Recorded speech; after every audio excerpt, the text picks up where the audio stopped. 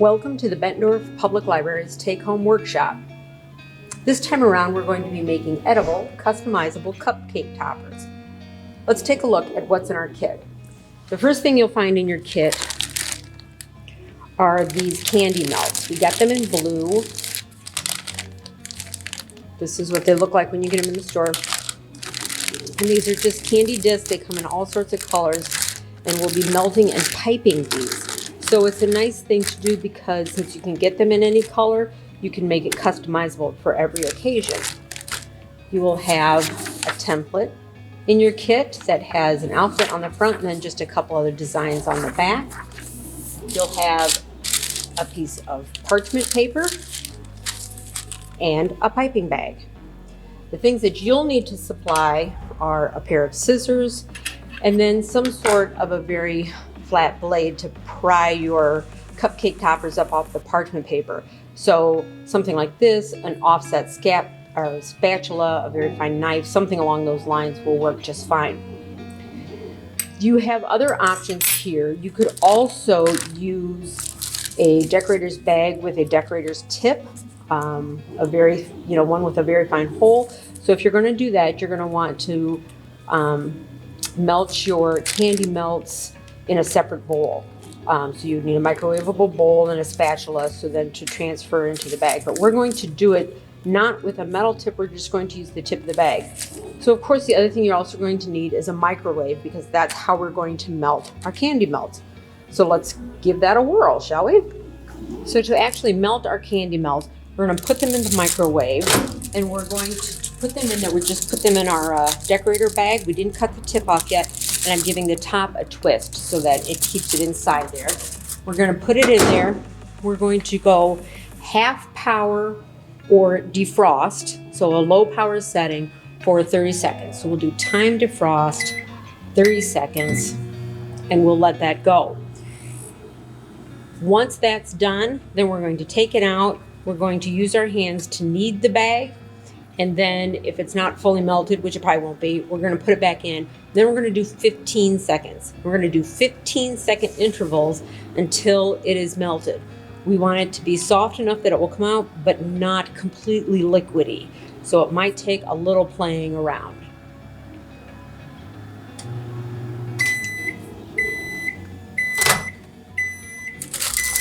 Okay, so that was 30 seconds. And as with all microwaves, there are some spots that are a little more melty than others, but for the most part, it's just barely starting to get soft. So we're going to go back in.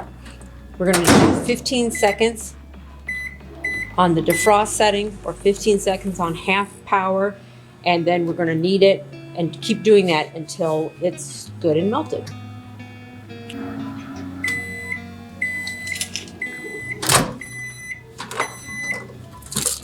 So you'll know it's done when it kind of has the consistency of frosting.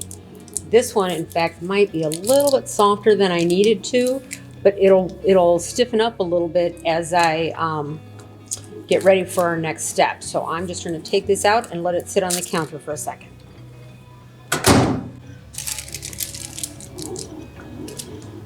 So I have my pattern here, and I've covered it with my parchment paper.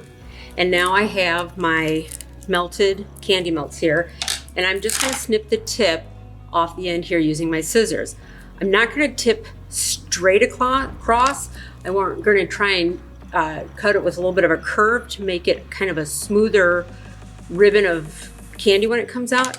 And I'm also going to take mine right down as close to the tip as I can go because I want it to be a very small line. How bold your lines are entirely up to you depending on where you cut it from the tip. So let's see how close I can get this. Doesn't take much. And then I'm just going to give it a little test up here. Yeah. So give it a little squeeze and you'll see it's kind of, there we go. You want to give it a little squeeze, make sure you don't have any solid, like less melted bits at the very, very tip. But now that that's ready, and now we're just going to trace. So I'm going to do a letter M because my name is Maria. We're going to do that. And so you just want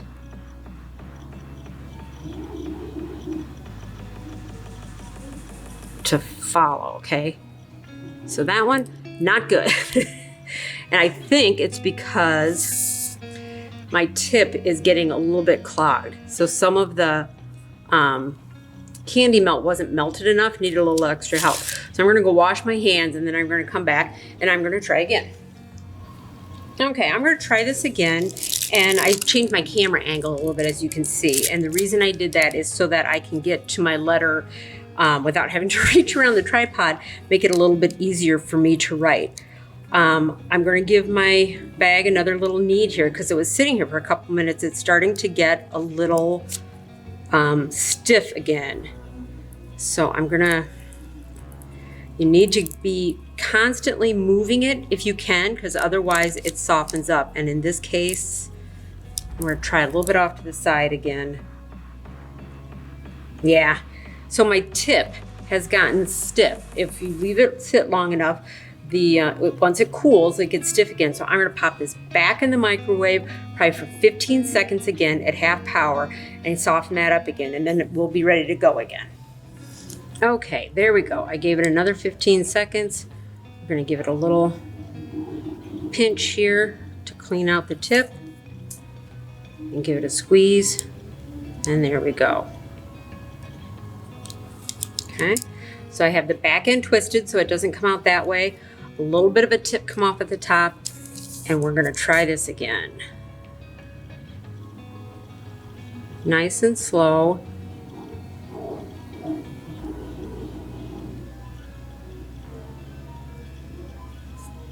So that one's better. It's gonna get better as I go. So now this one line is I don't like it. It's too thin, it's kind of squiggly. So I'm just gonna go over that and flush it out a little bit. So it's not bad, but it's not great. So I'm just gonna move my parchment paper over and I'm gonna try again.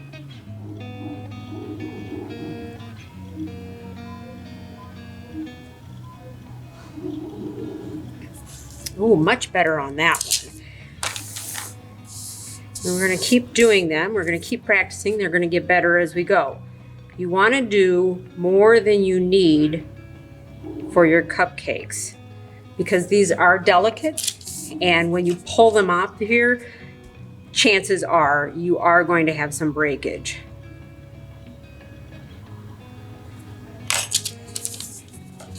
So we're just gonna keep going. We're gonna keep making them.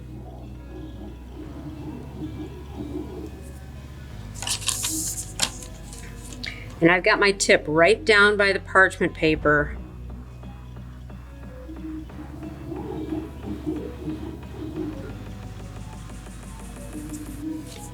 But not too close because you don't want to scrape up your candy melt as you're going. You want to make sure that the line that you lay down is undisturbed. And especially for something like an M, where you're going a little bit back over your space.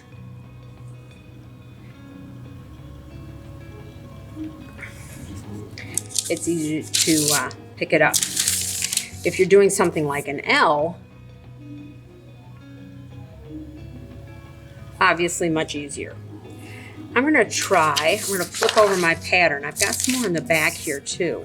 And I'm gonna try some of these patterns. I have heart and a flower.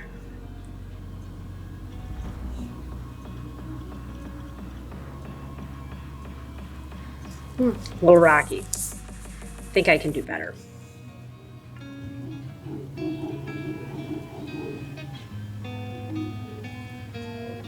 Better.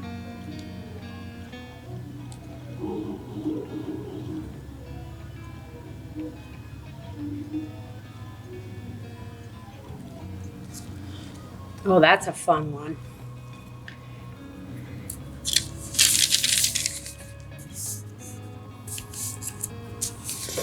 If you want to do something that's more, maybe for a cake topper instead of a cupcake, once you get your skills going,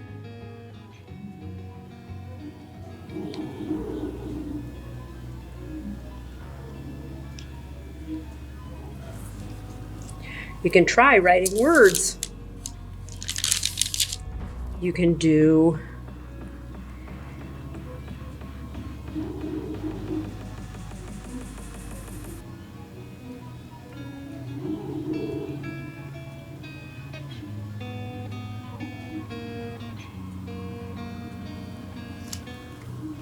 numbers. So once you have all your cake toppers done, you can go ahead and put that in the fridge for 15 minutes or so. They'll cool down and then we'll take them off of here.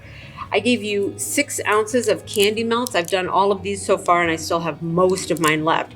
You can put this in the fridge and once it cools, it'll solidify again and then you can save it and you can use it again at a later date. The other thing you could do is once you have some of this that has solidified, you could grate it and make blue sprinkles to go over your cupcakes that would match your blue letters. So I'm going to make a few more M's because I'm going to practice those up a little bit more. Then I'm going to put these in the fridge and we're going to let them cool.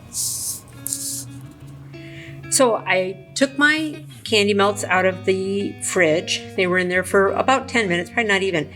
And while I have a blade here that I can use to pry them up, I don't actually have to. They're all just sliding off very easily. If they need a little extra encouragement, I can use that. And there we have.